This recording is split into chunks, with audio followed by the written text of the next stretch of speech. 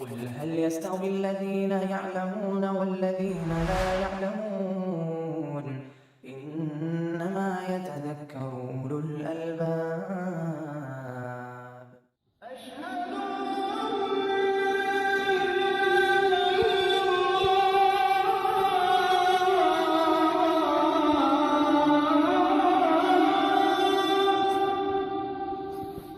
بسم الله والحمد لله والصلاة والسلام على رسول الله وعلى آله وأصحابه ومن اهتدى بهداه أما بعد فعن أبي هريرة رضي الله تعالى عنه أن النبي صلى الله عليه وآله وسلم قال إذا صليتم على الميت فأخلصوا له الدعاء رواه أبو داود وصححه ابن حبان۔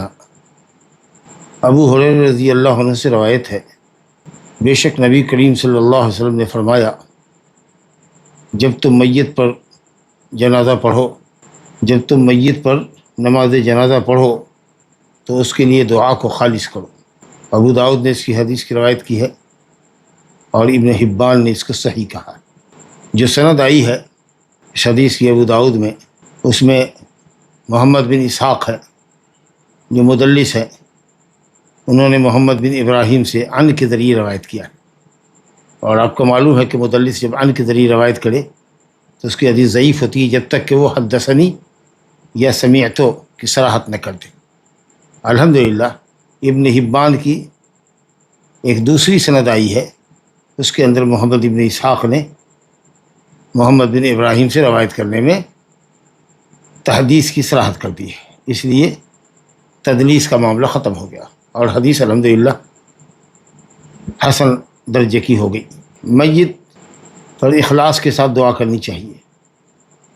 اخلاص کا دو مطلب ہے، جو واضح مطلب ہے اور انشاءاللہ وہی صحیح مطلب ہے، وہ یہ ہے کہ خصوصیت کے ساتھ میت کے لیے ہی دعا کی جائے۔ جنازے کی دعا میں اپنے آپ کو یا اپنے کسی اور زندہ مردے کو دعا میں شامل نہ کی جائے، خالص میت کے لیے ہی دعا کی جائے، علی وجہ الخصوصیت، اسپیشلی میت کے لیے دعا کی جائے، کیونکہ آپ میت کے لیے دعا کر رہے ہیں اور جنازہ اسی کا پڑھا جا رہا ہے، نیک ہے تو بھی اور برا ہے تو بھی آپ کی دعاؤں کا وہ محتاج ہے، بلکہ کہیں گنہگار اپنے مسلمان بھائیوں کی دعاؤں اور ان کی شفاعتوں کا زیادہ اس وقت محتاج ہے۔ تو اس لیے جنازے کی دعا میں صرف میت کے لیے دعا کی جائے، کسی اور کے لیے میت کے ساتھ دعا نہ کی جائے۔ یہ ہے اخلاص کا مطلب، خالص اسی کے لیے کرو، اسپیشلی اسی کے لیے کرو، علی وجہ الخصوصیت، الا کہ وہ دعا جو آئی ہے اللہم اغفر لحینا و میتنا، تو اس طرح کی جو مأثورت دعا کے اندر جو جمع کا صیغہ استعمال کیا گیا ہے، جس کے اندر میت اور میت کے ساتھ تمام دوسرے شریک ہیں، تو اور بات ہے، لیکن اسپیشلی اللہم اغفر لہ ولی والدیہ ورحمہ ورحمنا، اللہم اغفر لہ واغفر لنا، اللہم ارحمہ ورحمنا، اللہم ادخلہ الجنہ وادخلنا۔ تو میت کے لیے دعا بھی کر رہے ہیں اور اپنے آپ کو شامل کر رہے ہیں، یا اپنے مردہ والدین کے حق میں دعا کر رہے ہیں جنازے کی دعا میں؟ بالکل نہیں، جس کا جنازہ پڑھ رہے ہیں صرف اسی کو اپنی دعا میں شامل کیجیے، مفرد وہ اکیلا ہے یا جو لوگ اس کے ساتھ ہیں ان کے لیے دعا کیجیے۔ دو کا جنازہ پڑھ رہے ہیں تو اللہم اغفر لہما ورحمہما وعافہما واعف عنہما، اس طریقے سے، الا یہ کہ جو دعا جمع کے ضمیر کے ساتھ آئی ہے، یہ مطلب ہے اخلاص، دعا کے اخلاص کا۔ اور دوسرا مطلب جو عام طریقے سے ہے کہ اخلاص للہیت کے ساتھ اور حضور قلب کے ساتھ دعا کی جائے، تو یہ تو عام دعا کی قبولیت کے لیے شرط ہے، کیونکہ جب تک آدمی دعا میں مخلص نہ ہو، صرف اللہ سے نہ مانگے، اس وقت تک دعا قبول نہیں۔ شرکیہ دعاؤں کو اللہ قبول نہیں کرتا، اور عاجزی اور حضور قلب کے ساتھ دعا کرے، کیونکہ اللہ تعالیٰ متکبر کو اور ساہی اور غافل اور لاہی، جس کی توجہ دعا کی طرف مائل نہ ہو، جی کہیں اور خیالات کی دنیا میں بھٹک رہا ہے، یا اللہ کر رہا ہے، لیکن حضور قلب نہیں ہے، اخلاص اور للہیت نہیں ہے، گریہ زاری اور الحاح نہیں ہے، تو ظاہر ہے کہ بے روح کی دعا ہے، تو وہ تو ایک عام شرط ہے تمام دعاؤں کے لیے. لیکن چلیے کوئی حرج نہیں، دونوں معنی اڑا لیجیے کہ اخلاص اور حضور قلب کے ساتھ دعا کیجیے اور اسپیشلی مردے کے لیے دعا کیجیے. دوسری حدیث جو ہمارے سامنے ہے، ابو ہریرہ رضی اللہ عنہ سے روایت ہے، عن ابی ہریرہ رضی اللہ عنہ عن النبی صلی اللہ علیہ وسلم قال اسرعوا بالجنازہ فإن تک صالحة فخیر تقدمونها الیہ وإن تک سوا ذلك فشر تضعونه عن رقابکم، متفق علیہ. جنازہ میں جلدی کرو، اس میں یا تو میت کا فائدہ ہے یا میت کے گھر والوں کا فائدہ. جلدی کرنے میں، دیر کرنے میں میت کا بھی نقصان یا تمہارا اپنا نقصان، اس لیے تاخیر کرنے میں کوئی بھلائی نہیں. حدیث دیکھیے، ملاحظہ کیجیے، ابو ہریرہ رضی اللہ عنہ سے روایت ہے، وہ نبی صلی اللہ علیہ وسلم سے روایت کرتے ہیں. آپ صلی اللہ علیہ وسلم نے فرمایا اسرعوا بالجنازہ، جنازے میں جلدی کرو، جنازہ میں جلدی کرو. فإن تک صالحة، اگر وہ جنازہ نیک ہے یعنی نیک شخص کا ہے، میت نیک ہے، فخیر، ان شرطیہ ہے، اور خیر اس کا جواب شرط ہے، اور فا جو ہے فخیر پر یہ رابطہ ہے جواب شرط کو شرط سے جوڑنے کے لیے. فخیر، یا تو یہ مبتدا ہے تو اس کی خبر محذوف ہے، فلاح خیر، اگر میت نیک ہے تو اس کے لیے بہتر ہے کہ تقدمونہا الیہ، اس میت کو، اس جنازہ کو اس کے خیر سے یعنی جنت کی نعمت سے، قبر میں جو جنت کی نعمت اس نیک شخص کو ملنے والی ہے اس سے جلدی اس کو قریب کر دو، اس سے میت کا فائدہ ہوا. فإن تک صالحة، اگر وہ جنازہ مراد میت نیک ہے، فلاح خیر، تو اس کے لیے بہتر ہے. اور یہ جملہ تقدمونہا الیہ یہ اس خیر کی صفت ہے، اس کے لیے بھلائی ہے جس کی طرف تم اس کو جلدی بھیجو. یا کہہ لیجئے کہ یہ خبر ہے، خیر مبتدا محذوف ہے، فذالک خیر، تو یہ بات اس کے لیے اچھی ہے کہ وہ نیک ہے اور اس خیر کی طرف اس کو تم بڑھاؤ جلدی. تو اس میت کا فائدہ ہوا کہ اگر نیک ہے تو کیوں گھر میں روک کے رکھے ہوئے ہو؟ گھر میں پڑے رہنے سے بہتر ہے نا کہ اس کو اس کی جنت میں داخل کر دو، اس کے قبر میں داخل کر دو، جو انشاءاللہ روضۃ من ریاض الجنہ ہونے والی ہے. یا جنازہ صالح نہیں ہوگا، غیر صالح ہوگا. وَإِن تَكُ سِوَى ذَلِكَ، غیر صالحہ نہیں کہا یا طالحہ نہیں کہا یا کچھ اور لفظ نہیں کہا، لفظ کو بدل کر کے کہا فَإِن تَكُ سِوَى ذَلِكَ، یعنی خیر کے سوا ہو. کیونکہ اگر کہتے ہیں کہ برا ہو یا جہنمی ہو تو یہ لفظ ذرا سا زبان پر چڑھنے میں یا زبان پر لانے میں اور کان کی سماعت کو مشکل لگتا ہے. لفظ میں مطلب سویٹ لفظ نہیں ہے، اچھا لفظ نہیں ہے، تو اس لیے اس کو الگ کر دیا گیا. اس کی جگہ پر اشارے سے کام چلا لیا گیا کہ جنازہ اگر صالحہ ہے تب تو بہتر ہے اس کے لیے، بھلائی میں اس کو بھیجو، جلدی لے چلو اس کی بھلائی کی طرف. وَإِن تَكُ سِوَى ذَلِكَ، اور صالح کے سوا ہے اگر، یعنی مطلب غیر صالح ہے، لیکن غیر صالح لفظ کو ظاہر نہ کر کے اشارے سے کام چلایا گیا لبشاعت اللفظ، تاکہ لفظ خراب استعمال نہ ہو.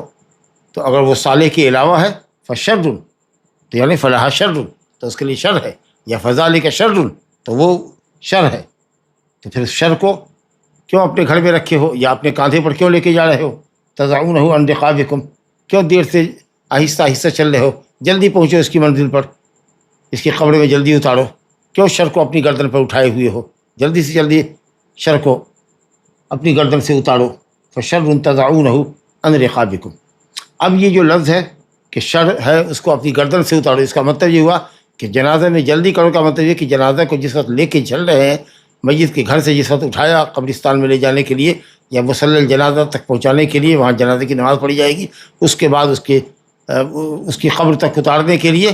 تو اس درمیان میں جب آپ اس کو لے کر کے کندھوں پر چل رہے ہیں تو تیز چلیے، کیونکہ لفظ آ گیا تضعونہ عن رقابکم. لیکن غور کیجئے، تجہیز و تکفین میں بھی جلدی کرنے سے اس حدیث سے علماء نے دلیل استدلال کیا ہے، کیونکہ گھر سے لے کر کے قبرستان تک کی جو دوری ہے، آہستہ چلنے اور تیز چلنے کے درمیان جو فرق پڑے گا 5 7 10 منٹ کا پڑے گا، اس سے زیادہ تو نہیں پڑے گا. ایک آدمی عام رفتار سے چل رہا ہے اور ایک آدمی معتاد رفتار سے تھوڑا سا تیز چلے گا، اسپیڈلی چلے گا، تو ممکن ہے کہ 10 منٹ پہلے پہنچے قبرستان تک، اگر دور بھی ہے تو 10 15 منٹ کا فرق پڑے گا. اس 10 15 منٹ کی تاخیر کو ایک تقریبی ٹائم ہم دے رہے ہیں آپ کے سمجھنے کے لیے بس. تو اتنی تاخیر اگر شریعت گوارا نہیں کر رہی ہے کہ شر کو اتارو، تو گھنٹوں نہیں بلکہ دن اور 2 دن جو میت کو آپ گھر میں روک کے رکھے ہوئے ہیں کہ بدیش سے، باہر سے، لندن سے، امریکہ سے، سعودی سے، کویت سے، قطر سے، ہندوستان میں یا بہار میں، دور افتادہ علاقے میں، گاؤں دیہات میں اس کا بیٹا آئے گا تو کل جا کر کے تجہیز التکفین ہوگی، 24 گھنٹے کے بعد، 36 گھنٹے کے بعد، 48 گھنٹے کے بعد۔ یہ کتنا بڑا ظلم ہے اس میت کے ساتھ۔ اگر وہ نیک ہے تو آپ اس کی نیکی اور اس کی جنت اور اس کی نعمت جو قبر میں اس کو حاصل ہونے والی ہے اس سے اس کو محروم کیے ہوئے، اور اگر وہ شر ہے تو اس شر کی موٹڑی کو، گٹھڑی کو آپ اپنے گھر میں رکھے ہوئے۔ جب شریعت اتنا گوارا نہیں کرتی ہے کہ چلنے میں تیز چلو تاکہ جلد سے جلد اپنی گردن سے اتارو، تو بھلا یہ بات کیسے مناسب ہوگی کہ آپ یہ کہیں کہ صاحب یہ حکم صرف جنازہ لے کر چلنے کی صورت میں ہے، باقی دن 2 دن میت کو گھر میں رکھا جا سکتا؟ یہ بالکل اس حکمت کے خلاف ہے جو حکمت یہاں بتائی گئی ہے، فخیر تقدمونہ الیہ یا فشر تضعونہ عن رقابکم، خیر کی طرف اس کو جلدی کرو نیک ہے تو، اور اگر برا ہے تو شر کو اپنے گردن سے اتارو۔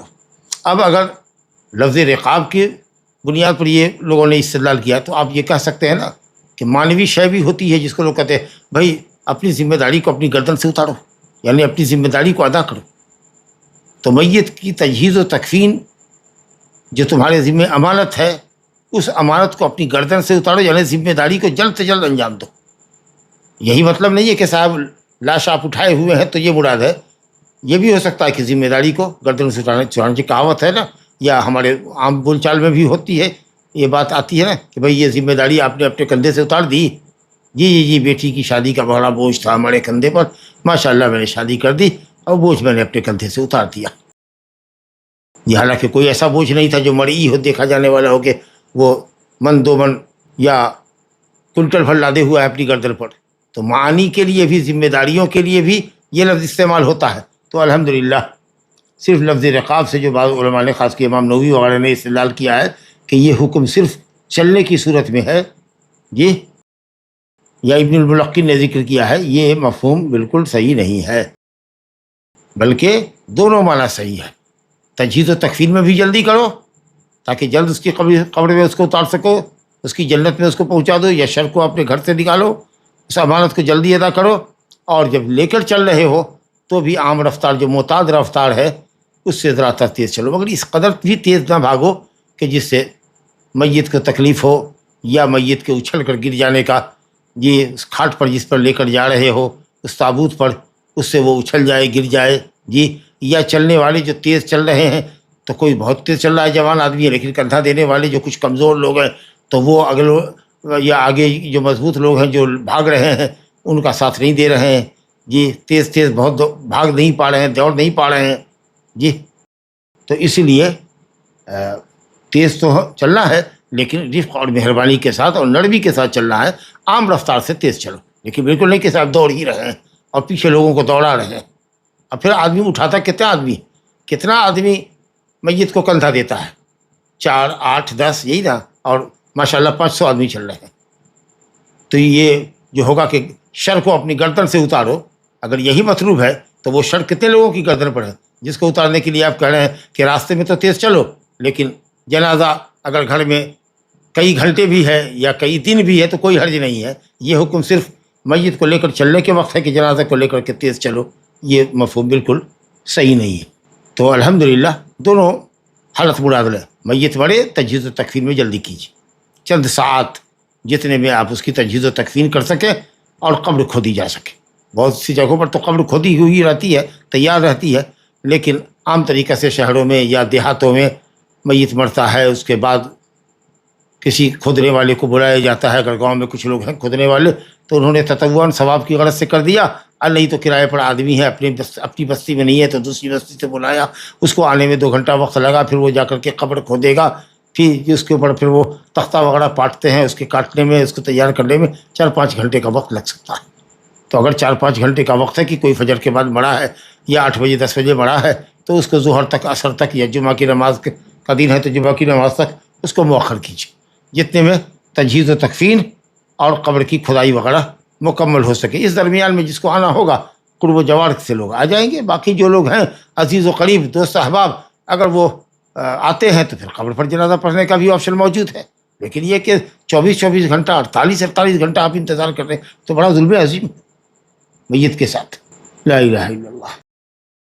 لیکن ہاں مصلحت ہو، مثلا جاڑے کی رات ہے، اب میت عصر کے وقت کسی شخص کی روح نکلی ہے، اب عشاء کے بعد اس کے تجہیز و تکفیر میں لوگ شرکت نہیں کر سکیں گے، بہت ٹھنڈی رات ہے، تاریک رات ہے جی، اور صبح تک کچھ اچھے لوگوں کی شرکت کی توقع ہے، تو چلیے میت کے فائدے کے لیے صبح تک انتظار کر لیتے ہیں، صبح 8-10 بجے کے درمیان میں تجہیز و تکفیر کر دیں گے. تو کوئی شرعی مصلحت اگر ہو تو چند گھنٹے تاخیر کیے جا سکتے ہیں. لیکن یہ کہ رشتے دار آ رہا ہے لندن سے، امریکہ سے، اس کے لیے انتظار کر رہے ہیں جی، وہیں سے بیٹے نے کہہ دیا، چاہے وہ نماز پڑھتا ہو یا نہ پڑھتا ہو، زندگی میں ماں باپ کا فرما بردار رہا ہو نہیں رہا ہو، اب اس وقت وہ اپنی بنوت کا، بیٹے ہونے کا فائدہ اور پاور کا استعمال کرتا ہے. نہیں، ہمارے باپ کی لاش کو روکے رکھو. اب بیچاری ماں گھر میں کیا کرے، چپ چاپ ہے، وہ بیٹے کا منہ دیکھ رہی ہے، کیا آئے گا تو ناراض ہوگا. اب لوگ بھی بے بس ہے، کیسے اس کے باپ کو ہم بغیر اس کی اجازت کے دفنا دیں. لوگوں کو اللہ سے اس معاملے میں ڈرنا چاہیے. اور پھر ایک خاص جو مسئلہ ہے وہ اس کی طرف اشارہ ہے کہ میت کو کندھا دینا چاہیے، اللہ کہ بہت دور قبرستان ہو، میلوں دور ہو، کئی کلومیٹر ہو، جہاں تک لوگ کندھے پر نہیں لے جا سکتے ہیں تو سواری پر لے جائیے. ایمبولینس وغیرہ پر لوگ لے جاتے ہیں، یا کوئی خاص گاڑی ہوتی ہے اس پر لے جاتے ہیں، لیکن دور ہو تب. اب نزدیک ہے، 1-8 کلومیٹر کے فاصلے پر ہے، اس کو بھی آپ گاڑی پر لے جا رہے ہیں، بالکل نہیں، کندھے پر لے جا رہے ہیں، جس کا بڑا ثواب بھی ہوتا ہے آپ کو. اب پھر یہ ہے کہ آدمی جب کندھا بدلتا رہتا ہے اور لاش کے ساتھ چلتا رہتا ہے آگے پیچھے دائیں بائیں، تو پھر اپنی موت کو بھی یاد کرتا ہے. تو ایک تو یہ کہ سنت کی مخالفت ہے کہ بلا ضرورت آپ گردن پر نہ لے جا کر کے، کندھوں پر نہ اٹھا کر کے گاڑی پر اٹھا رہے ہیں. دوسرے یہ کہ گاڑی پر لے جانے میں جو فائدہ مطلوب ہے کندھے پر اٹھانے کا، کہ آدمی اپنی آخرت کو یاد کرے، اپنے انجام کو یاد کرے، وہ جو فائدہ گردن پر اٹھا کر لے جانے کو میں حاصل ہوگا، وہ بہرحال گاڑی سے لے جانے میں فائدہ حاصل نہیں ہوتا ہے. واللہ اعلم. جنازے میں شرکت کی بڑی فضیلت ہے، اور کفن دفن تک رہنا، دفنا کر نماز جنازہ پڑھ کر کے اور میت کو دفنا کر جی مٹی ڈال کر، اور الحمدللہ کمال انصراف یہ ہے کہ قبرستان سے یا قبرگاہ سے یا اس کی قبر سے کب پلٹے، جب اس کے لیے آپ دعائے رحمت، مغفرت اور دعائے تثبیت، ثبات قدمی کی دعا جب آپ کر لیں تب لکھ لیں تو بڑا ثواب ہے. بہت سے لوگ جنازہ پڑھ کے ہٹ جاتے ہیں، قبرستان تک نہیں جاتے، مٹی دینے کے لیے نہیں جاتے. اور اگر کچھ لوگوں نے مٹی دے دی تو مٹی دیا، ہاتھ جھاڑا، اور اس کے بعد وہ چلے جاتے ہیں.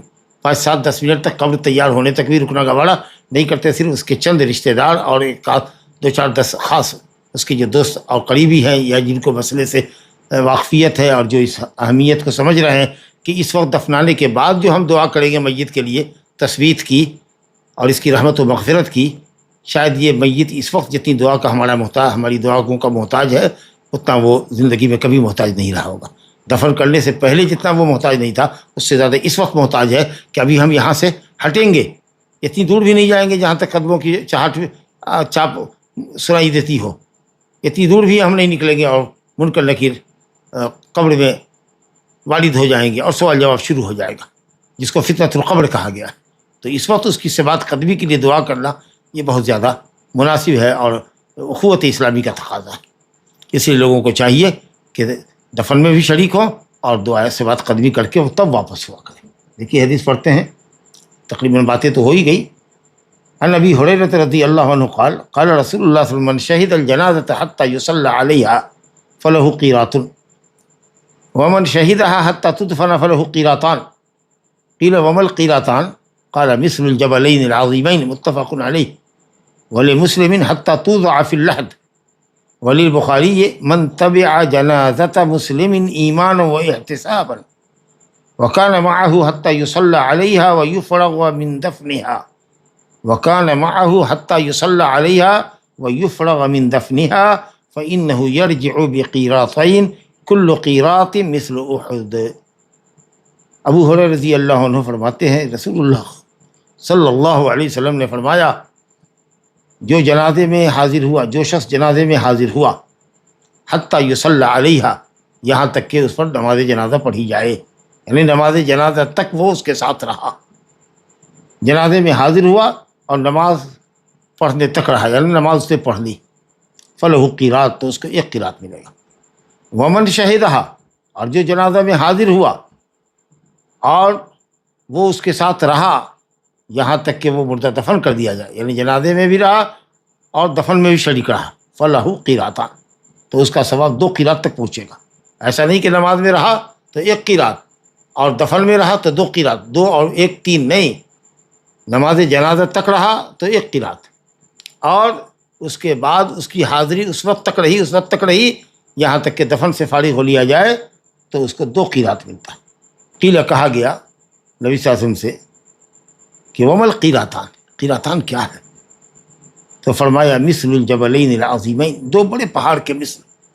قیرات ایک وزن، مختصر وزن ہے، مختلف جگہوں پر مختلف وزن ہو سکتا ہے کم و بیش، لیکن اللہ رب العالمین اس مختصر سے اجر کو بڑھا کر پال پوس کر کے 2 بڑے پہاڑ کے مانند کر دے گا۔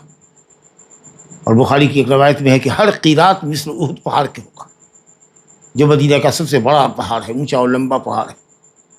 اور بعض روایت میں ہے کہ سب سے چھوٹا قیرات جو ہوگا وہ مثل احد ہوگا۔ اس کا مطلب یہ ہے کہ میت کے ساتھ جو جنازے میں حاضر ہوا یا من تبعہ، جس نے جو جنازے کے پیچھے لگا، جو جنازے کے ساتھ رہا۔ بعض روایت میں میم بیتہا، مسلم کی روایت میں ہے کہ میت کی جنازے کے پیچھے لگ رہا اس کے گھر سے تو اس کو 1 قیرات۔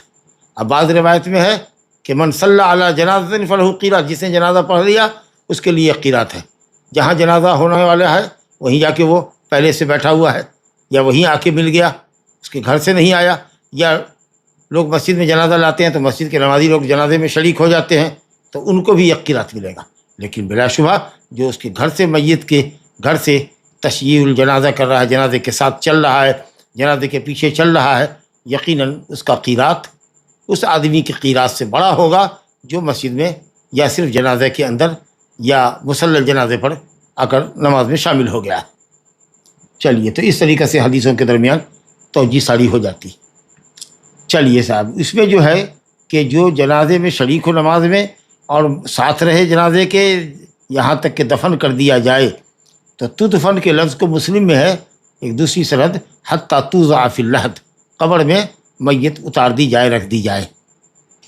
تو ہو سکتا ہے کہ کوئی یہ کہے صاحب چلو اتار دیا ہے، رکھ دیا ہے اور چلے جاتے ہیں تو 2 قیرات ملے گا، یہ اس میں ابہام ہے۔ ابھی دیکھیے واضح ہے، اب اس سے زیادہ واضح روایت بخاری کے یہ الفاظ لے کر کے حافظ ابن حجر آئے ہیں، من تبع جنازۃ مسلمین، جس نے کسی جنازے مسلمان کے جنازے کی پیروی کی یا اس کے پیچھے لگا، ایمانا و احتسابا، اللہ پر ایمان رکھتے ہوئے، اس کے وعدے پر یقین رکھتے ہوئے کہ جنازے میں شریک ہونے، کفن دفن میں شریک ہونے کا جو عظیم ثواب ہے، اس وعدے پر جو اللہ اور اس کے رسول نے وعدہ کیا، وعدہ سچا ہے، وعدے کی تصدیق کرتے ہوئے، واحتساباً، اور ثواب طلبی کی امید میں، ثواب طلب کرنے کے لیے جنازے میں گیا ہے۔ یہ نہیں کہ وہ ہمارے باپ کے جنازے میں گیا تھا تو ہم جا رہے ہیں، یا اس لیے نہیں کہ صاحب کوئی بڑا آدمی ہے نہیں جائیں گے تو وہ ناراض ہو جائے گا، مجاملتاً کر رہے ہیں، چاپلوسی میں جا رہے ہیں، یا ریاکاری کے لیے جا رہے ہیں، اور بار بار میت کے بیٹوں کے سامنے جو عہدے پر ہے یا منسٹر ہے یا کسی بڑا آدمی ہے تو بار بار اس کے پاس جا کر کے سلامی بجا لانے تاکہ وہ دیکھے کہ ہاں فلاں فلاں لوگ ہمارے باپ کے جنازے میں شریک ہیں، تاکہ ان کی توجہ ہمارے اوپر ہو۔ لا حول ولا قوت الا باللہ۔ یعنی ہر چیز میں لوگوں کو، دینی امور اور دینی عبادات کے اندر بھی لوگوں کو دنیاوی منفعت نظر آتی ہے۔ فلا حول ولا قوت الا باللہ۔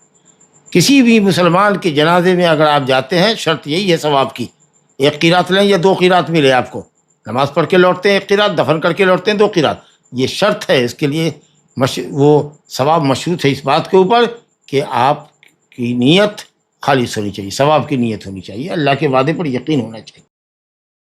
وکان معہ، شریک رہا، جنازے کے ساتھ چلا، ایمانا و احتسابا، اور شریک رہا یہاں تک کہ اس پر جنازہ پڑھا گیا، ویا فروغا ویو فراغا من دفنہا، اور اس کے دفن سے فارغ ہو لیا جائے، اس وقت تک شریک رہا، یعنی دفن ہونے تک، صرف قبر میں اتارے جانے تک نہیں، دفن کر دیا گیا، یعنی اس کے اوپر مٹی چڑھا دی گئی، حتیٰ تدفنا، یہاں تک کہ دفن کر دیا گیا، دفن سے فراغت ہو گئی، میت کی تدفین عمل میں آ گئی۔ تدفین کا مطلب یہ نہیں کہ آپ قبر میں اتار دیا، بس قبر کو تیار کریں گے، اس میں جو قبر سے کھدائی کے وقت میں جو مٹی نکلی ہے وہ مٹی کو رکھ کر کے جب قبر کو کوہان نما بنا دیں گے، بیچ میں کچھ اٹھا ہوا، تب جا کے آپ کی قبر تیار ہوئی۔ تو اب آپ جب لوٹ رہے ہیں تدفین کے بعد فإنہ یرجع بقیراتین، تو ایسا آدمی 2 قیرات لے کر لوٹے گا، یہ 2 بڑے پہاڑ کے مثل ہے۔ فرمایا گیا کل قیرات مثل احد، ہر قیرات مثل احد ہے۔ تو الحمدللہ تمام روایتوں کو سامنے رکھتے ہوئے کسی میں ہے من صلی علیہا ثم رجع، نماز پڑھ کے لوٹ گیا تو 1 قیرات، کسی میں ہے کہ من تبعہا من بیتہا، جنازے کے پیچھے لگا، جنازہ جہاں سے چلا تھا، جس گھر سے چلا تھا وہاں سے پیچھے لگا تو ثواب ملے گا۔ تو الحمدللہ بہتر تو یہ ہے کہ وہاں سے آدمی جائے، لیکن ہر کسی کے لیے میت کے گھر تک جانا ممکن نہیں ہوتا ہے، تو کوئی بھی کہیں سے مختلف جہات سے ایک مصلی جنازہ پہ پہنچتا ہے یا قبرستان پہنچتا ہے یا کسی مسجد میں جہاں جنازہ ہونا ہوتا ہے وہیں لوگ پہنچ جاتے ہیں، تو انشاءاللہ تعالیٰ ان کو بھی ثواب ملے گا۔ لیکن ظاہر ہے کہ جو گھر سے آ رہے ہیں اور گھر سے کندھا دے کر کے لا رہے ہیں مصلی جنازہ تک یا مسجد تک جہاں جنازہ ہونی ہے، تو اس کا تو ظاہر معاملہ ہے کہ بڑا ثواب ہے، جیسا کہ مسلم میں من خرج مع جنازۃ من بیتہا وصلی علیہا ثم اتبعہا حتی تدفن کان لہ قیراتان من اجر۔ تو چلیے، جنازے میں شرکت کرنے پر بھی 1 قیرات اور گھر سے آنے میں بھی 1 قیرات، لیکن گھر سے ساتھ لگنے میں بڑا قیرات ملے گا انشاءاللہ، بڑا پہاڑ ملے گا ثواب کا۔ اور دفن سے فارغ ہونے کی صورت میں پہلے بھی کہا میں نے کہ دفن سے فارغ ہونے کی صورت یہ ہے کہ جب مٹی دے ہی چکے ہیں تو آپ 5 منٹ ٹھہر جائیے، 10 منٹ ٹھہر جائیے، بیٹھ جائیے، اگر کھڑے نہیں ہو سکتے تو بیٹھ جائیے، یہاں تک کہ دعا کر دیجیے اس کے لیے، اس کی بخشش اور مغفرت کے لیے دعا کر دیجیے۔ اس میں یہ ہوتا ہے کہ آپ جب دفن میں بھی شریک ہوں گے، مردہ اتارا جا رہا ہے قبر میں، اس کی قبر تیار کی جا رہی ہے، اس کے اوپر مٹی ڈالی جا رہی ہے، تو ایسی صورت میں آپ تو بڑے فضل کے مستحق ہوتے ہیں۔ دوسرے یہ کہ میت کا ایک مسلمان کا جو حق ایک دوسرے مسلمان پر ہے کہ جنازہ پڑھے، اس کو قبر میں اتارے، اس کے اوپر مٹی ڈالے، یہ حق ہوتا ہے۔ پھر رشتہ داروں اور اس کے گھر والوں کی، اہل میت کی تطیب خاطر بھی ہے کہ آپ اس کو ڈھارس دے رہے ہیں اور لوگ سمجھ رہے ہیں کہ صاحب یہ لوگ ہماری میت میں شریک ہیں، ہمارے غم میں شریک ہیں اور میت کے دفن میں شریک ہیں، اس کے لیے دعا کرنے والے ہیں۔ تو اس طریقے سے یہ سب تو فوائد ہے ہی، خود اپنا فائدہ یہ ہے کہ صاحب جب وہاں ہم ہوتے ہیں اور مردہ قبر میں دفنایا جا رہا ہوتا ہے، اس میں مٹی ڈالی جا رہی ہوتی ہے، قبر تیار کی جا رہی ہوتی ہے، تو اس وقت انسان کو مردوں کو دیکھ کر، قبرستان کو دیکھ کر وہاں ٹھہرنے سے آدمی کو معزت اور عبرت حاصل ہوتی ہے، دل نرم ہوتا ہے، آخرت کی یاد آتی ہے، انسان اپنی موت کو یاد کرتا ہے، یہ اس طرح کے بڑے فوائد ہیں۔ لا الہ الا اللہ۔ چلیے صاحب، اب جنازے میں ساتھ چل رہے لوگ، جس کو تشییع الجنازہ کہتے ہیں، جنازے کے ساتھ چلنا، تو کیسے چلیں؟ سب لوگ پیچھے رہیں یا آگے بھی چل سکتے ہیں، دائیں بائیں بھی چل سکتے ہیں، پیچھے بھی چل سکتے ہیں؟ چلنے والوں کی، تشییع الجنازہ کرنے والوں کی، جنازہ کے ساتھ چلنے والوں کی، چاہے وہ گھر سے مصلی الجنازہ تک آتے ہوں یا مصلی الجنازہ سے لے کر قبرستان تک آتے ہوں، اس کی قبر تک آتے ہوں، کیا کیفیت ہوگی چلنے والوں کی؟ یہ حدیث دیکھیے، عن سالم عن ابیہ رضی اللہ عنہ انہ رأى النبی صلی اللہ علیہ وسلم وابا بکر وعمر یمشون امام الجنازۃ، رواہ الخمسہ وصححہ ابن حبان وأعلہ النسائی وطائفۃ بالارسال۔ کہتے ہیں سالم ابن عبداللہ ابن عمر بن الخطاب، عمر بن خطاب رضی اللہ عنہ کے پوتے اور مشہور صحابی عبداللہ بن عمر کے بیٹے سالم، مفتی مدینہ، مشہور فقہا میں سے، مدینہ کے مشہور فقہا میں سے ایک، اور اپنے وقت کے مفتی، حضرت عثمان غنی کی خلافت میں پیدائش ہوئی اور سن 106 ہجری کے آخر میں ان کا انتقال ہوا۔ بڑے عالم، بڑے امام اور زاہد، بڑے حافظ حدیث، کتب ستہ میں الحمدللہ حدیث موجود ہیں ان سے۔ وہ اپنے باپ عبداللہ بن عمر صحابی سے روایت کرتے ہیں۔ خوبی یہ ہے کہ حضرت عبداللہ بن عمر کے بیٹوں میں سے سب سے زیادہ باپ کی طبیعت، مزاج، ان کی سیرت، ان کی صفت، ان کی عادات، ان کے اطوار سے مطابقت سالم رحمہ اللہ کو بہت زیادہ تھی۔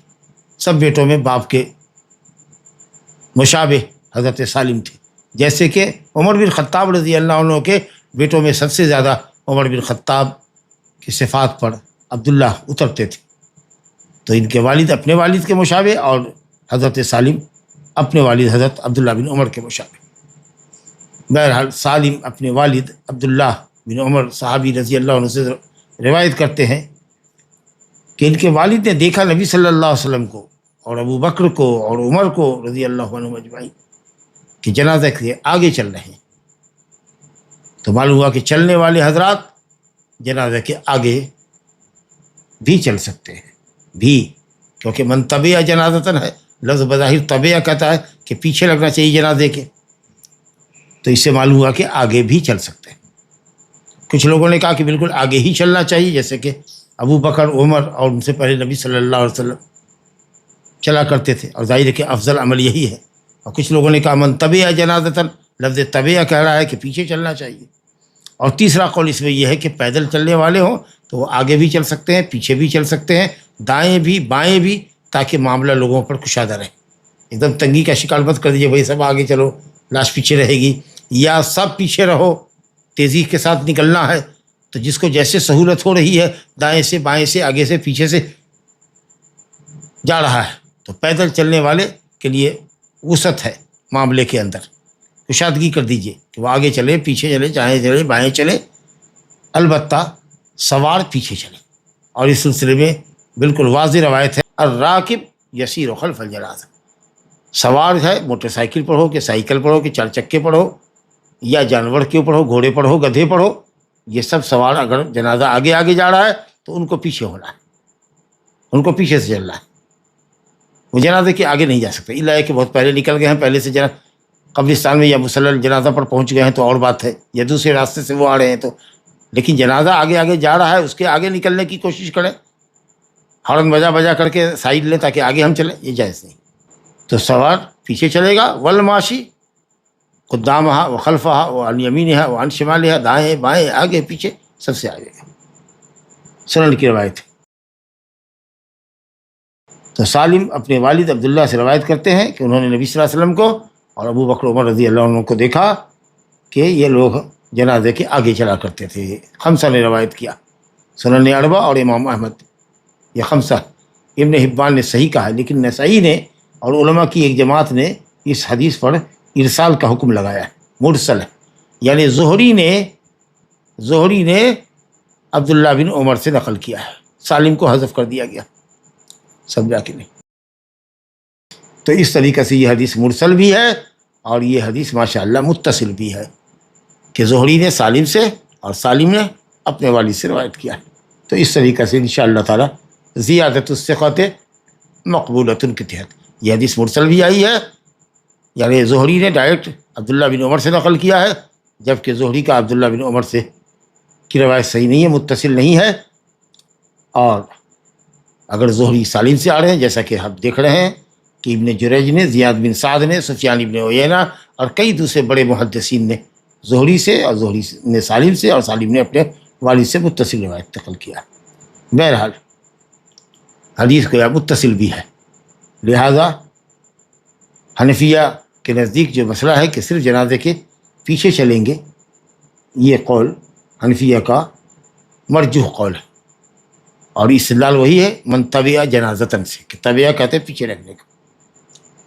لیکن جو تفصیل والا قول ہے، اور کچھ لوگ تو بالکل آگے چلنے ہی کے قائل ہے جی، کہ معاشی جو ہے جنازے کے آگے آگے رہے گا، یہ بات صحابہ جیسے ابو بکر عمر عثمان ابن عمر ابو ہریرہ مالک شافعی احمد، جمہور کا قول ہے کہ پیدل چلنے والے آگے رہیں۔ حنفیہ اپنے اصحاب کے ساتھ کہتے ہیں، امام ابو حنیفہ اور ان کے اصحاب کہتے ہیں پیچھے چلیں۔ لیکن تیسرا جو قول ہے جو تفصیل کا ہے کہ معاشی کو چلنے والے، پیدل چلنے والے کو اختیار ہے کہ وہ جنازے کے آگے چلے پیچھے چلے دائیں چلے بائیں چلے، البتہ سوار پیچھے چلے گا، یہ قول انشاءاللہ تعالی زیادہ صحیح ہے۔ اور حضرت انس رضی اللہ عنہ کا یہ قول ہے جس کو امام بخاری نے سند حذف کر کے ذکر کیا ہے کہ انہوں نے کہا حضرت انس نے کہ تم لوگ انتم مشیعون، جنازے کی تشییع کرنے والے ہو، جنازے کے ساتھ چلنے والے ہو، پیدل چلنے والے ہو، تو تم آگے چلو پیچھے چلو دائیں چلو بائیں چلو۔ متصل سند سے امام ابن منذر نے نقل کیا اس کا، اور یہ قول انشاءاللہ زیادہ اچھا ہے۔ اور اس کی حدیث مغیرہ کی روایت میں نے سنایا آپ کو کہ مغیرہ کی روایت جو سنن میں ہے، رسول اللہ نے فرمایا الراکب یسیر خلف الجنازہ، سوار جنازے کے پیچھے چلے، والماشی یمشی خلفہا و امامہا، پیچھے چلے پیدل چلنے والا آگے چلے، عن یمینہا و عن یسارہا، قریبا منہا، قریب ہو کر چلے۔ اب یہ نہیں کہ آگے آگے بہت دور بھاگ رہے ہیں، بیچ میں بہت لمبا گیپ ہے، دائیں بہت دور سے جا رہے ہیں، سب لوگ گھیرے ہوئے ہیں، آگے بھی چل رہے ہیں، دائیں بائیں اور پیچھے بھی ہیں، اور جنازہ کچھ تیزی کے ساتھ لے جایا جا رہا ہے۔ تو انشاءاللہ اس معاملے میں اگر اس حدیث پر عمل کرتے ہیں تو تفصیل بھی ہے اور آگے چلنے کا بھی ثبوت ہے کہ ابو بکر عمر اور نبی صلی اللہ علیہ وسلم آگے چلا کرتے تھے، اور یہ حدیث کی وضاحت کر رہی ہے۔ اور پیدل چلنے والوں کے لیے تھوڑی سی وسعت بھی ہو جائے گی کہ وہ کسی طرف سے بھی جلدی جلدی پہنچیں گے مصلی الجنازے تک، البتہ سوار پیچھے ہی چلے، جیسا کہ حدیث مغیرہ سے ثابت ہوا، واللہ اعلم۔ اب کیا جنازے میں عورتیں شریک ہو سکتی ہیں؟ مردوں کے پیچھے پیچھے، جنازے کے پیچھے پیچھے کیا قبرستان تک جا سکتی ہے، مصلی الجنازے تک جا سکتی ہیں گھر سے باہر؟ اللہ کہ مصلی آبادی کے اندر ہو، یا یہ ہے کہ صاحب مسجد کے اندر جنازہ پڑھا جا رہا ہو اور عورتوں کا اپنا ایک بلاک ہے جس میں عورتیں بھی ہیں، تو اور بات ہے۔ لیکن یہ کہ کیا وہ باہر نکل کر کے مصلی الجنازہ تک جا سکتی ہیں، قبرستان تک جا سکتی ہیں؟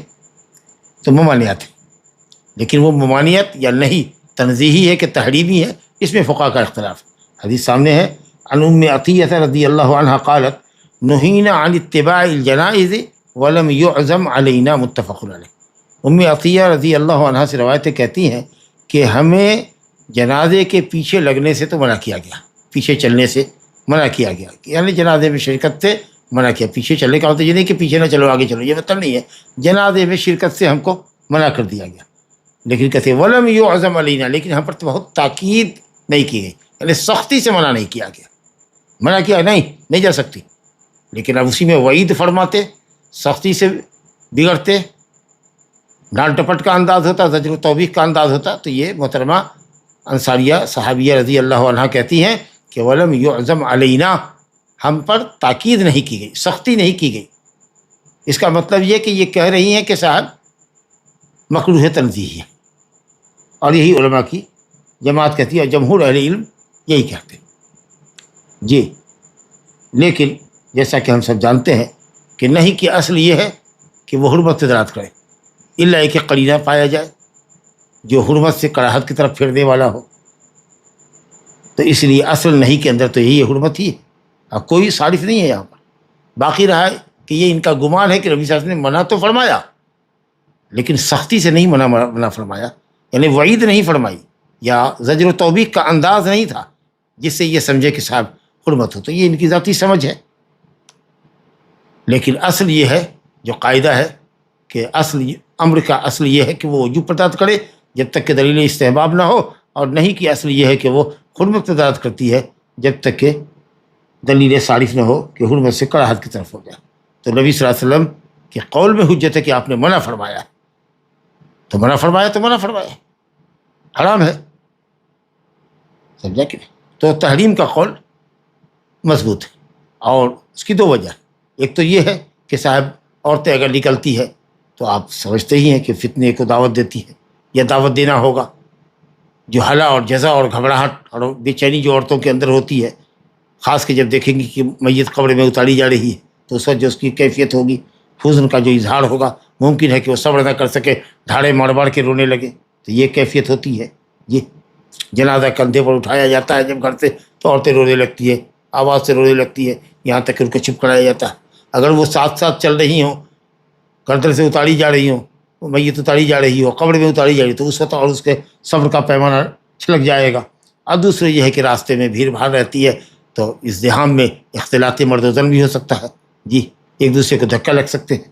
تو اس طریقے سے راستے میں یا مقبرہ میں مکان اور جگہ کی تنگی کی وجہ سے مردوں کا اختلاط عورتوں سے یہ منکر عظیم ہوگا، اور حرام کا جو وسیلہ ہو وہ بھی حرام ہوتا ہے۔ تو اس لیے عورتوں کے لیے جنازے میں شرکت، باہر مسلل جنازے پہ جا کے شرکت کرنا یا قبرستان تک جانا راجح قول میں حرام ہے۔ مسجد میں اگر جنازہ ہو تو اس میں وہ شریک ہو سکتی ہے، یا اگر کہا جائے کہ گھر میں لے آیا جائے، آنگن میں لے آ دیجیے، جی، کسی آنگن میں رکھ دیا جائے، عورتیں وہاں نماز پڑھ لیں گی جنازے کی، تو ایسا بھی چلے گا۔ چلو آپ لے جائیے مردوں کے ساتھ، لیکن مردوں کے پیچھے پیچھے وہ چلیں اور قبرستان تک جائیں اور جنازے میں اور تدفین وغیرہ میں شریک رہیں، عدل ہے یہ چیز۔ چلیے صاحب، جنازہ لے جایا جا رہا ہے، اب آپ اپنے اپنے گھروں پر بیٹھے ہوئے ہیں، اپنے اپنے دالان میں بیٹھے ہوئے ہیں، سڑک کنارے بیٹھے ہوئے ہیں، چائے خانے میں بیٹھے ہوئے ہیں، جنازہ لے جایا جا رہا ہے، چاہے مسلمان کا ہو کہ غیر مسلم کا ہو، تو اٹھ جانے کا حکم تھا کہ اٹھ جاؤ، موت کی ہولناکی موت تو بہرحال ماحول. کہا یا رسول اللہ یہودیہ کا جنازہ جا رہا, کسی یہودی کا جنازہ جا رہا. کہا کہ کیا وہ نفس نہیں ہے, کیا وہ جان نہیں تھا؟ ظاہر ہے کہ یہودی کے اندر بھی جان ہے. تو موت ہے. موت کو دیکھ کر کے, کسی کی موت کو دیکھ کر کے آدمی کو گھبراہٹ پیدا ہوتی ہے, اپنی موت یاد آتی ہے.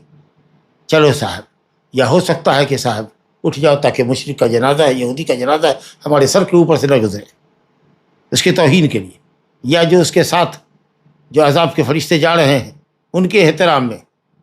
تو یہ سب یا اس میں کی کوئی بھی علت اور حکمت رہی ہو, بہرحال نبی صلی اللہ علیہ وسلم نے شروع میں فرمایا قوموا, بعد میں آپ صلی اللہ علیہ وسلم بیٹھنے لگے. حدیث دیکھیے, عن ابی سعید الخدری رضی اللہ عنہ ان رسول اللہ صلی اللہ علیہ وسلم قال اذا رأيتم الجنازة فقوموا فمن تبعها فلا يجلس حتى توضع, متفق علیہ. ابو سعید خدری رضی اللہ عنہ کہتے ہیں کہ رسول اللہ نے فرمایا جب جنازہ کو دیکھو فقوموا, تو کھڑے ہو جاؤ. تو یہ تو اس شخص کے لیے ہوا کہ جس کے پاس سے جنازہ گزارا جا رہا ہے اور آپ بیٹھے ہیں تو کھڑے ہو جائیے. لیکن جو لوگ جنازے کے ساتھ جا رہے ہیں, کہا فمن تبعہا, جو جنازے کے پیچھے جا رہا ہے, فلا یجلس, وہ نہ بیٹھے, حتیٰ توضع, جب یہاں تک کہ جنازہ رکھ دیا جائے. اب رکھ دیا جائے کہاں؟ قبر میں رکھ دیا جائے, اس وقت تک کھڑے رہنا ہے, یا یہ ہے کہ گردن سے اتار کر کے رکھ دیا جائے جہاں جنازہ کی نماز ہونی ہے, یا جنازہ پڑھ کے اگر جا رہے ہیں تو قبر کے پاس رکھ دیا جائے تاکہ وہاں سے قبر کے 45 سے قبر میں اتاریں گے میت کو, تو جب تک کہ وہ گردن سے اتار کے زمین پہ نہ رکھ دیا جائے اس وقت تک پر نہ بیٹھو اے لوگوں جو میت کے ساتھ جا رہے ہو. یا مراد یہ ہے کہ قبر میں اتار دیا جائے یا کہ گردن سے لاش اتار کے رکھ دی جائے, اختلاف ہے اہل علم کا, لیکن صحیح یہ ہے حتیٰ توضع عن مناکب الرجال, مردوں کے کندھے سے اتار دی جائے. تو کندھے سے اتارنا مقصود ہے, یہی زیادہ صحیح ہے. یہ قول ہے کہ صاحب جب جنازہ دیکھو تو اٹھ کھڑے ہو, اور جو لوگ پیچھے پیچھے چل رہے ہیں وہ تو نہ بیٹھے جب تک کہ کندھے سے وہ لاش اتار کر کے, جنازہ اتار کر کے زمین پہ نہ رکھ دیا جائے. تو اب یہ جو صورت ہے کہ جنازے میں جانے والے حضرات نہ بیٹھے جب تک کہ گردن سے لاش نیچے زمین پہ نہ ڈال دی جائے, یہ, اور اسی طریقے سے جنازہ لے جایا جا رہا ہو تو جو لوگ بیٹھے ہوئے ہیں ان کے لیے اٹھنے کا جو مسئلہ ہے وہ مسئلہ یہ ہے کہ صاحب یہ منسوخ ہے. کہتے ہیں کہ منسوخ. امام مالک اور امام شافعی رحمۃ اللہ علیہ کہتے ہیں کہ جو لوگ اپنی اپنی جگہوں پہ بیٹھے ہیں اور جنازہ وہاں سے گزارا جا رہا ہے, تو آپ نے جو فرمایا کہ اذا رأیتم الجنازہ فقوموا, یہ حکم بھی منسوخ ہے. اور جو ساتھ ساتھ چل رہا ہے اس کے لیے کہا جا رہا ہے کہ جب تک کندھے سے اتار کر کے نہ رکھ دیا جائے تو وہ نہ بیٹھے. تو کندھے پر اگر ہے بھی جنازہ اور ہم اس کے ساتھ جا رہے تھے, آگے آگے جا رہے تھے, اور ہم پہلے مقام پر پہنچ گئے تو ہم بیٹھ سکتے ہیں. اس کے بعد 1 منٹ 2 منٹ کے بعد جنازہ اتارا جائے گا. اور جو لوگ پہلے سے وہاں بیٹھے ہوئے ہیں تو وہ بیٹھے ہوئے ہیں, ان کو یہ نہیں ہے کہ صاحب جنازہ دیکھا تو اٹھ کھڑے ہو. تو یہ کہتے ہیں کہ جنازہ کو دیکھ کر کھڑے ہونے کا مسئلہ, یا مشیعین ساتھ چلنے والوں کے لیے بیٹھنے کا مسئلہ, جی, کہ جب تک کہ جنازہ نہ اتارا جائے کندھے سے تب تک نہ بیٹھو, یہ سارے احکام جو ہیں قیام سے متعلق کہتے ہیں منسوخ ہے. یہ کون کہتے ہیں؟ مالکی اور شافعی. اور دلیل مسلم میں حضرت علی رضی اللہ عنہ کی روایت ہے, کہتے ہیں کہ ہم نے رسول اللہ صلی اللہ علیہ وسلم کو کھڑے ہوتے ہوئے دیکھا جنازے کے وقت تو ہم لوگ کھڑے ہو گئے. وقعد فقعدنا, اور نبی صلی اللہ علیہ وسلم بیٹھے تو ہم لوگ بھی بیٹھ گئے, یعنی جنازے کے اندر. تو گویا کہ یہ حضرات کہنا یہ چاہتے ہیں کہ آخری معاملہ جو تھا نبی صلی اللہ علیہ وسلم کی زندگی کا, 2 معاملے میں جو آخری معاملہ تھا, بعد میں جو ہوا وہ یہ ہے کہ جنازہ کو دیکھ کر آپ کھڑے نہیں ہوتے تھے, بیٹھ جاتے تھے. گویا کہ وہ معاملہ جو کھڑے ہونے کا ہے وہ امر منسوخ ہے. باقی جو دوسرے لوگ ہیں, حنفیہ ہیں, حنابلہ ہے, اور صحابہ اور تابعین کی ایک جماعت ہے, وہ یہ کہتی ہے کہ نہیں صاحب, جو جنازے کے ساتھ چل رہا ہے وہ نہ بیٹھے جب تک کہ جنازہ رکھ نہ دیا جائے. اور ایک تیسرا قول یہ ہے کہ صاحب جنازہ دیکھ کر کے اٹھ جانا, جنازہ لے جایا جا رہا ہے اور ہم اپنے گھر پہ بیٹھے ہوئے ہیں, اپنے دالان میں بیٹھے ہوئے ہیں, سڑک کنارے بیٹھے ہوئے ہیں اور جنازہ جا رہا ہے تو بھی اٹھ جانا چاہیے. کہتے ہیں کہ نبی صلی اللہ علیہ وسلم کھڑے ہوئے پھر بیٹھ گئے. تو فقوموا جو کہا تھا آپ نے, وہ قوموا امر کے لیے تھا, امر ہے, وجوب کے لیے تھا. بعد میں نبی صلی اللہ علیہ وسلم بیٹھ گئے, نہیں اٹھے, اس کا مطلب یہ ہوا کہ بیٹھنا بھی جائز ہے. تو کہتے ہیں کہ کھڑا ہو جانا افضل ہے اور بیٹھنا جائز ہے. اگر اس طریقے سے توجہ کرتے تو کسی کو منسوخ ماننے کی ضرورت نہیں. شروع میں آپ کہتے تھے جنازہ دیکھو تو کھڑے ہو جاؤ، یہ جو قوموں کا صیغہ ہے وجوب کے اوپر داد کرتا ہے، امر ہے. بعد میں نبی صلی اللہ علیہ وسلم نہیں اٹھتے تھے. اس کا مطلب یہ ہوا کہ آپ کا نہ اٹھنا، بیٹھے رہنا اس وجوب کو ندب کی طرف پھر رہا ہے کہ اگر آج بھی کوئی کسی میت کو دیکھے کہ اس کے پاس سے گزاری جا رہی ہے تو بہتر ہے کہ اٹھ جائے، ورنہ جائز ہے کہ وہ بیٹھا رہے. تو ایک قول یہ ہے، سمجھا کہ نہیں.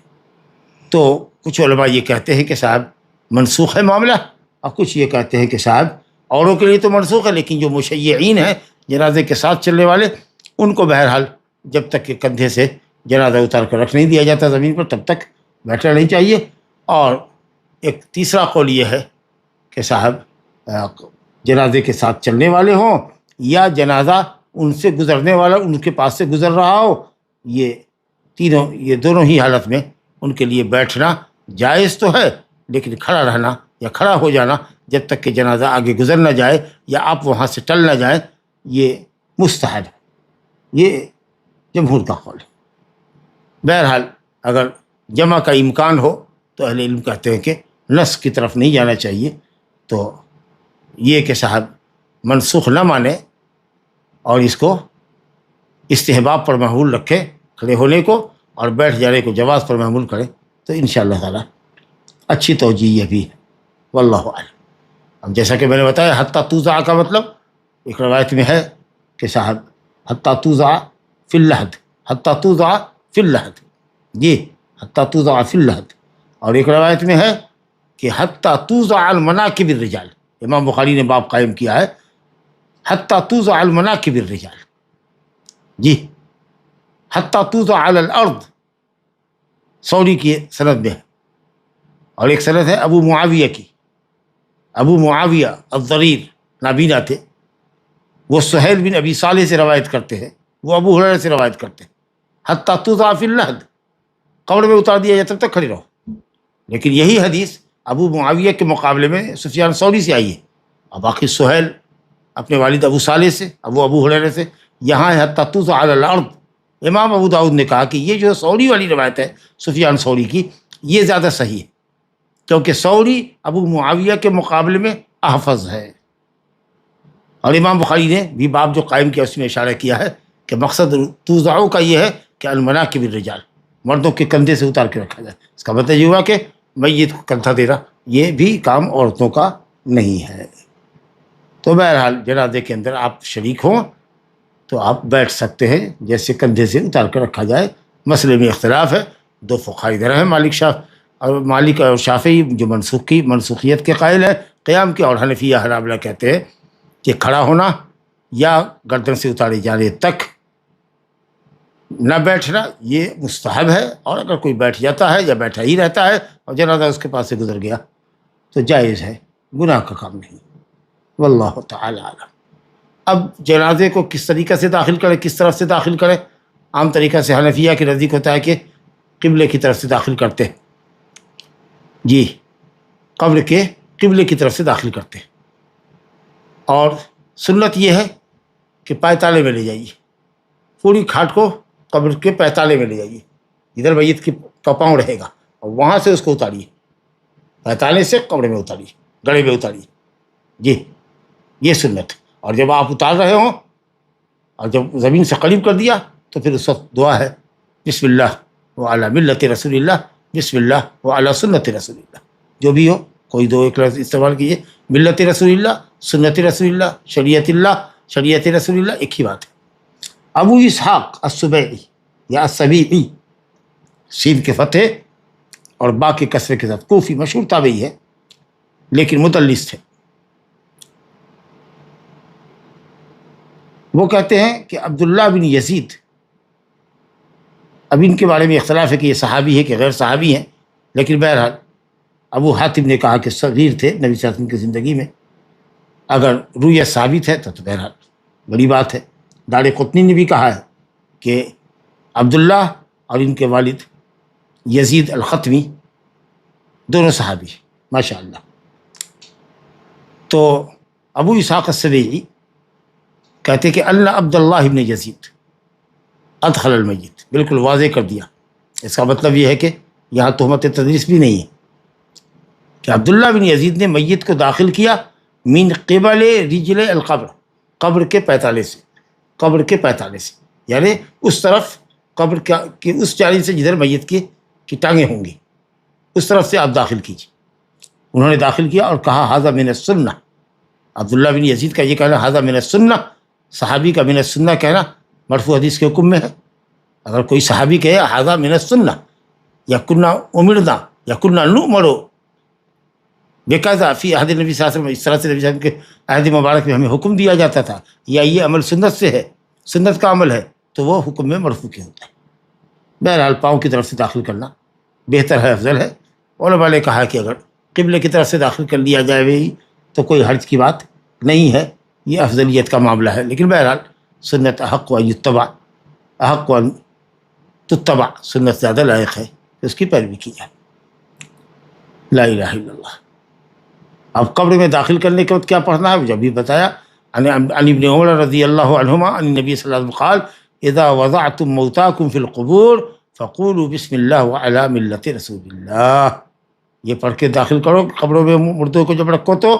امام احمد نے اس حدیث کو نکالا، ابو داؤد نے، نسائی نے، ابن حبان نے صحیح کہا، اور دار قطنی نے کہا کہ حدیث موقوف ہے۔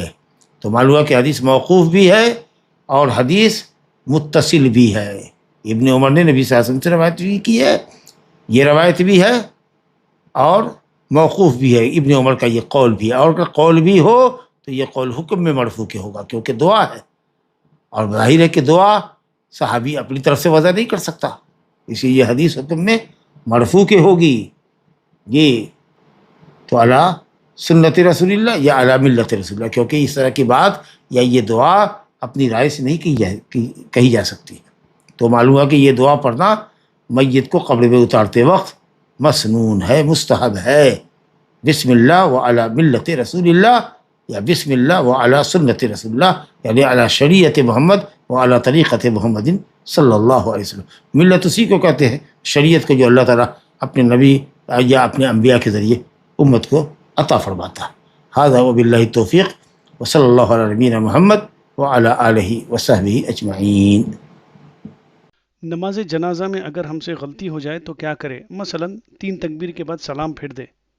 آپ تو فوراً ہی پلٹ کر کے ایک تکبیر کہہ دے، اور اگر زیادہ تاخیر ہو گئی ہے تو پلٹا لے، دوبارہ جنازہ پڑھ لے۔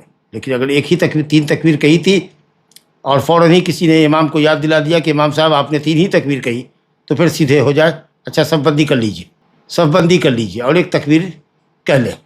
لیکن اگر لوگ منتشر ہو گئے ہیں اور کافی دیر ہو گئی، شمی گوئیاں ہو گئی، تو پھر جنازہ کو پلٹانا پڑے گا۔ میت کے رشتہ داروں سے نماز جنازہ کی اجازت لینا کیسا ہے؟ ظاہر ہے اجازت تو وہی دے گا، اجازت تو دینا ہوگا اسی کو کہ پڑھایا جائے۔ اب یہ ہے کہ صاحب میت کا رشتہ دار یا میت کے رشتہ دار امامت کے لیے کسی کو متعین کریں گے، یا قبیلے کا جو ذمہ دار ہے وہ امامت کرے گا، یا جو مسجد کا امام ہے جس کے پیچھے میت 5 وقت نماز پڑھتا تھا وہ اس کا زیادہ حقدار ہے کہ جس کے پیچھے میت فرض پڑھتا تھا، آج آپ جنازہ کے لیے اپنی طرف سے کسی کو متعین کر رہے ہیں۔ اگر میت نے کسی کو نماز جنازہ پڑھانے کی وصیت نہ کی ہو تو ایسی صورت میں فقہا کا اختلاف ہے۔ کچھ لوگ کہتے ہیں کہ میت کے وارثان زیادہ حق رکھتے ہیں کہ وہ پڑھائیں یا کسی کو متعین کریں، اور کچھ علماء کہتے ہیں کہ محلے کا امام جس کے پیچھے میت نماز پڑھتا تھا اور جس کے پیچھے لوگ نماز پڑھتے ہیں، فرض کی امامت جس کے پیچھے گواڑا کرتے ہیں، خوش دلی سے پڑھتے ہیں، وہی میت کی جنازہ پڑھانے کا حقدار ہے۔ باقی رہا کہ جنازہ ہو، اس کے لیے تو بہرحال ہم یا کوئی بھی ہوگا تو وہ اجازت ہی کا منتظر ہوگا۔ تدفین کے بعد ہی سوال جواب کا مرحلہ شروع ہوگا، اس کی کوئی دلیل ہے کیا؟ جی ہے نا، کہ اب میت ابھی اتنی دور گیا ہوتا ہے کہ صاحب اس کے جوتے کی چاپ سنتی ہے، چاپ سنی جاتی ہے، یا فرشتہ یا میت سنتا ہے، روح پلٹا دی جاتی ہے، حتی اتاہ الملکان، یہاں تک کہ فرشتے ادھمکتے ہیں قبر میں۔ اللہ کے میت تمہارے جوتے کی چاپ کو سنتا ہے، اس کا مطلب کہ ابھی تم کچھ قدم پر گئے ہو کہ اس کے اندر روح ڈال دی جاتی ہے کہ تمہارے قدموں کی چاپ وہ قبر کے اندر سنتا ہے، اور اسی وقت ملکان 2 فرشتے اتر جاتے ہیں جو قالوا لأحدهما منکر وللآخر النکیر، منکر نکیر کہتے ہیں۔ جی جنازے کا ڈولہ جسے کہتے ہیں، اس کو 4 طرف بھی کھانا دینا ضروری ہے کیا؟ نہیں نہیں، ایسا کچھ نہیں ہے، کوئی کسی طرف سے بھی بیٹھے، ایسا نہیں ہے کہ داہنے سے اور پیچھے سے پکڑے اور پھر آگے جائیں، اور آگے سے پکڑے تو پیچھے آئے، پیچھے سے پھر پیچھے آئے. تو یہ سب جو کیفیت ہے وہ سب لوگوں کی اپنی اختراعی کیفیت ہے. جس طرح سے بھی آپ چاہے کندھا بدل سکتے ہیں یا دوسرے کو موقع دے سکتے ہیں. اکثر ایسا دیکھا جاتا ہے کہ جنازے کے سارے حاضرین سے مٹی لی جاتی ہے اور پھر قبر میں ڈال دیا جاتا ہے. کیا سارے حاضرین سے مٹی لینا ضروری ہے؟ نہیں، ضروری کیا بھی نہیں ہے، ضروری کچھ بھی نہیں ہے. فرض کفایہ ہے جنازہ پڑھنا، اور تدفین اتنے لوگ اگر شریک ہو جائیں جس سے قبر میں میت کو اتار دیا جائے اور اس کی قبر تیار کر دی جائے، اتنے لوگ ضروری ہے. باقی اور لوگ اگر جاتے ہیں تو اپنا خسارہ کرتے ہیں. ایک قیرات کی محرومی ہوتی ہے، ایک پہاڑ کے برابر ثواب سے محروم ہو جاتے ہیں. نماز جنازہ پڑھانے سے پہلے کبھی دیکھا جاتا ہے کہ کچھ لوگ ایسا اناؤنسمنٹ کرتے ہیں کہ اگر میت نے کسی سے قرضہ لیا اور واپس نہیں لوٹایا تو اس کو معاف کر دے. تو اس طرح کا بیان دینا کیسا ہے؟ ایسی کوئی حدیث نہیں ہے، ایسی کوئی حدیث نہیں ہے، نہ اس کی ضرورت ہے. نبی صلی اللہ علیہ وسلم نے ایک شخص کا جنازہ پڑھنے سے آپ نے انکار کیا تھا، کیونکہ آپ کو معلوم تھا کہ یہ شخص قرض خواڑ ہے، قرض لیتا ہے. تو اسی لیے آپ کو اندیشہ تھا کہ اس کے اوپر کہیں قرض تو نہیں ہے. یہاں تک کہ ابو قتادہ رضی اللہ عنہ نے غالباً اس قرض کو اپنے ذمے لے لیا تو آپ نے جنازہ پڑھایا. لیکن اگر کسی کے تعلق سے یہ نہیں معلوم ہے کہ وہ لوگوں کے قرض لیتا رہتا ہے اور بہت امکان ہے کہ لے کر کے وہ مر گیا ہوگا، ادا نہیں کیا ہوگا، تو ایسی صورت پہ آپ صلی اللہ علیہ وسلم نے یہ دریافت کیا. پھر اس کے بعد تو آپ نے عام اعلان کر دیا کہ بھائی جس کے اوپر بھی میت کا قرض ہو وہ آ کے بیت المال سے لے لے اور اس کے ترکے کو اس کے بال بچوں میں تقسیم کر دیا جائے. یعنی بیت المال قرض چکائے گا اور اس کا جو مال متروکہ ہے وہ اس کے بچوں میں تقسیم کر دیا جائے. تو یہ ایک اپنی نوعیت کا ایک واقعہ تھا. اب اس کی بنیاد پر امام کو کہنا کہ اعلان کر دیجئے یا کسی اور سے کہلوانا کہ صاحب آپ جنازے کے بعد مل لیجیے گا اور قرضہ ہے، یہ ہے جو ایک طریقہ کی بات ہے. یہ میرا خیال ہے کہ یہ سنت سے دور اور بدعت سے قریب تر بات ہے. یہ ایک شخص کے جنازے میں آپ نے ایسا کیا تھا کیونکہ آپ کو معلوم تھا کہ اس کے اوپر قرض ہے اور وہ قرض لیا کرتا تھا. تو اگر کسی کے متعلق یہ معلوم ہو کہ یہ آدمی قرض لیتا ہے اور کوئی بڑا آدمی ہے جو اس پر امامت کرتا ہے، تو اس طریقہ سے قرض لینے والے اور نہ دینے والوں کو جو وسعت کے باوجود بھی نہ دے، تو اس طریقہ سے اگر اس کی تحقیق تنبیہ کر دی جائے تو اور بات ہے. لیکن آج کل تو ایسا کوئی ہستی ہے نہیں کہ صاحب جس کے جنازہ نہ پڑھنے سے کوئی بڑا فرق پیدا ہو جائے. جیسے نبی صلی اللہ علیہ وسلم نے اگر کہا میں جنازہ نہیں پڑھتا ہوں تو آپ سوچ سکتے ہیں کہ جتنے قرض دار رہے ہوں گے وہ ہل گئے ہوں گے کہ صاحب جلدی ہم لوگوں کو اپنا قرضہ ادا کر دینا چاہیے. ایسا نہ ہو کہ کسی کا قرض لے کر کے ہم چلے جائیں. مگر اس ایک واقعہ کو بنیاد بنا لینا اور اس کے اعلان کا اہتمام کرنا شہر سے لے کر دیہات تک، یہ بہرحال صحیح عمل نہیں ہے. واللہ اعلم.